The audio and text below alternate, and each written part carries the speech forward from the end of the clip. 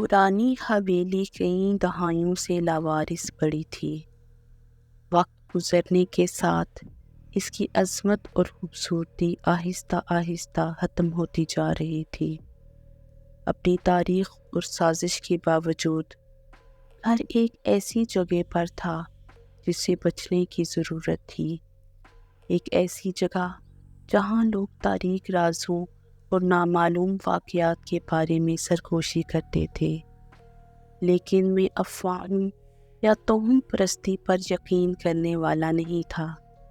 میں شک کرنے والا تھا، سچائی اور عقل کا متلاشی تھا۔ چنانچہ جب مجھے ایک رات کے لیے حویلی میں رہنے کی دعوت ملی تو میں نے اس موقع سے فائدہ اٹھاتے ہوئے فوراً ہاں کر دی اور گھر میں جانے کے لیے تیار ہو گیا۔ گھر میں داخل ہوتے ہی میری ریڑھ کی ہڈی میں سردی کی لہر دوڑ گئی۔ اندر کی ہوا موٹی اور بھاری تھی اور سائے اپنی مرضی سے حرکت کرتے دکھائی دے رہے تھے۔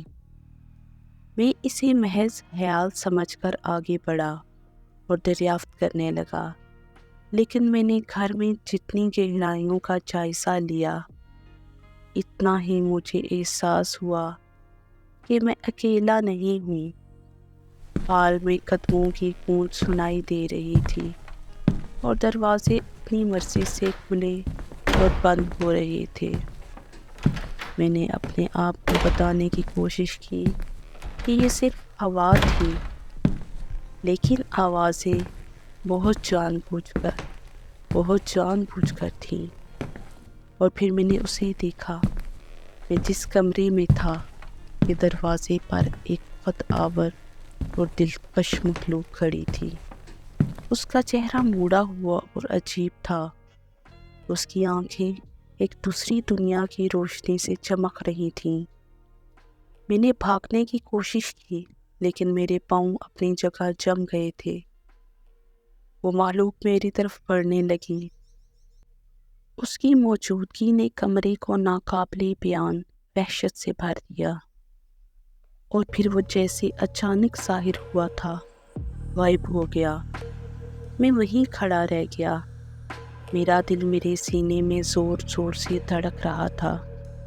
تب میں جانتا تھا کہ مجھے حویلی سے باہر نکلنا ہے، اس اندھیرے سے بچنے کے لیے جو اس کی دیواروں کے اندر چھپا ہوا ہے۔ لیکن جیسے ہی میں جانے کے لیے مڑا، میں نے اپنے پیچھے قدموں کی آواز سنی جو حال میں گونج رہی تھی اور ہر گزرتے لمحے کے ساتھ بلند ہوتی جا رہی تھی۔ تب مجھے احساس ہوا کہ میں پھنس گیا ہوں اور حویلی نے مجھے اپنی گرفت میں لے لیا ہے۔ اور جیسے جیسے قدم قریب آتے گئے، مجھے معلوم ہوا کہ میں اپنے اندر چھپی ہولناکی سے کبھی نہیں بچ سکوں گا۔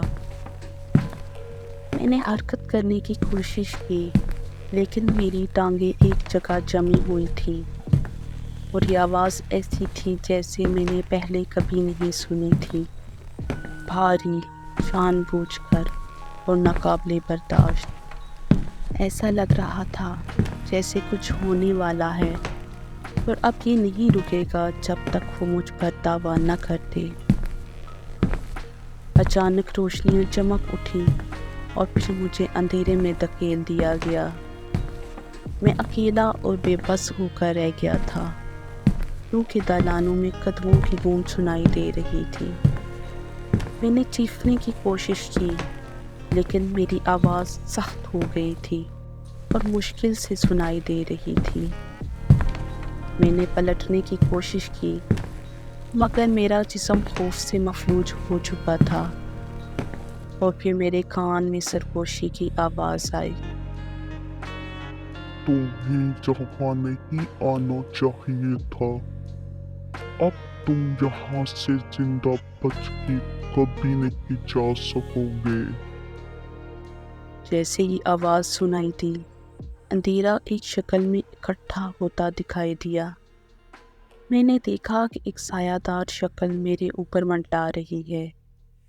اس کی آنکھیں کسی دوسری دنیا کی روشنی سے چمک رہی تھیں۔ میں نے بھاگنے کی کوشش کی لیکن بہت دیر ہو چکی تھی۔ اس مخلوق نے اپنی ٹھنڈی ہڈیوں والی انگلیاں میری کلائی کے گرد لپیٹ لیں۔ مجھے اندھیرے گھمبیر دالانوں میں گھسیٹا گیا جو حویلی کی گہرائیوں میں تھا۔ میں نے لڑنے کی کوشش کی لیکن میری کوششیں ناکام رہیں۔ یہ گرفت بہت مضبوط اور بے لگام تھی۔ آخرکار ہم پھٹے ہوئے پردوں کے پیچھے چھپے ہوئے ایک دروازے پر پہنچے۔ اس مخلوق نے دروازے کو دھکیل دیا جس سے ناقابل بیان ہولناکیوں سے بھرے کمرے کا انکشاف ہوا۔ میں نے عجیب و غریب نوادرات، قدیم آثار اور حرام علم کو جگہ جگہ بکھرے دیکھا۔ کمرے کے درمیان ایک عظیم قربان گاہ تھی جو سیاہ جادو کی علامتوں سے سجی ہوئی تھی، اور قربان گاہ پر ایک کتاب کھلی ہوئی تھی۔ اس کے صفحات ہوا میں لہرا رہے تھے۔ اس مخلوق نے مجھے قریب کھینچ لیا اور میں نے دیکھا کہ یہ کتاب انسانی جلد سے بندھی ہوئی تھی۔ اس کے صفحات خون سے لکھے ہوئے تھے۔ جب میں نے اس کتاب کو دیکھا تو مجھے احساس ہوا کہ میں ایک تاریخ اور قدیم رسم میں پھنس گیا ہوں جو دنیا پر ناقابل بیان ہولناکی پھیلا دے گی، اور مجھے قربانی کرنی تھی۔ اس مخلوق نے مجھے قربان گاہ کے مزید قریب کھینچ لیا اور میں نے دیکھا کہ کتاب ایک صفحے پر کھلی ہوئی ہے جس پر خون سے ایک جملہ لکھا ہوا تھا: آقا کو بلانے کے لیے قربانی دی جانی چاہیے۔ جیسے ہی میں نے یہ الفاظ پڑھے، اس مخلوق نے اپنا ہاتھ اٹھایا اور چھت کی طرف اشارہ کیا۔ کمرہ ہلنے لگا اور فضا میں ایک زوردار گڑگڑاہٹ سنائی دینے لگی۔ میں نے اوپر دیکھا۔ پتھر کی ایک بڑی تختی کھلی ہوئی تھی جس سے ایک تاریک اور پیش گوئی کرنے والا پورٹل ظاہر ہو رہا تھا۔ اس مخلوق نے مجھے پورٹل کے قریب کھینچ لیا اور میں نے محسوس کیا کہ اس سے ایک عجیب توانائی نکل رہی تھی۔ میں نے جدوجہد کرنے کی کوشش کی لیکن بہت دیر ہو چکی تھی۔ آخری دھکا دینے کے ساتھ اس مخلوق نے مجھے پورٹل کے ذریعے نیچے دھکیل دیا۔ میں اندھیرے میں گر گیا۔ میرا پیٹ بھر رہا تھا کیونکہ میں خالی جگہ سے نیچے گر رہا تھا۔ میں سانس نہیں لے سکتا تھا، سوچ بھی نہیں سکتا تھا، میں صرف چیخ سکتا تھا۔ آخرکار میں ایک ٹھنڈے گیلے پتھر کے فرش پر ایک آواز کے ساتھ گرا۔ میں نے چاروں طرف دیکھا اور اپنے ارد گرد کے ماحول کا جائزہ لینے کی کوشش کی۔ میں ایک وسیع زیر زمین کمرے میں تھا جو چمکتی ہوئی مشعلوں سے جگمگا رہا تھا، اور کمرے کے آخری سرے پر ایک شخص تخت نما کرسی پر بیٹھا میرا انتظار کر رہا تھا۔ اس کی شکل سائے میں ڈھکی ہوئی تھی لیکن میں اس کی ناپاک موجودگی کو محسوس کر سکتا تھا۔ اس نے مجھے قریب آنے کا اشارہ کیا اور پھر میں نے محسوس کیا کہ ایک نادیدہ طاقت مجھے اس کی طرف کھینچ رہی ہے۔ جیسے ہی میں اس کے قریب پہنچا، وہ شخص ایک ایسی آواز میں بول رہا تھا جو قدیم بھی تھی اور بری بھی۔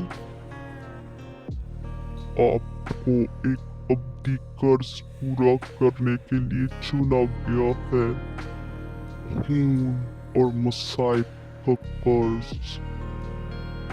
اس نے کہا اور اس کے ساتھ ہی میرے ارد گرد اندھیرا چھا گیا اور میں اب مزید کچھ نہیں جانتا تھا۔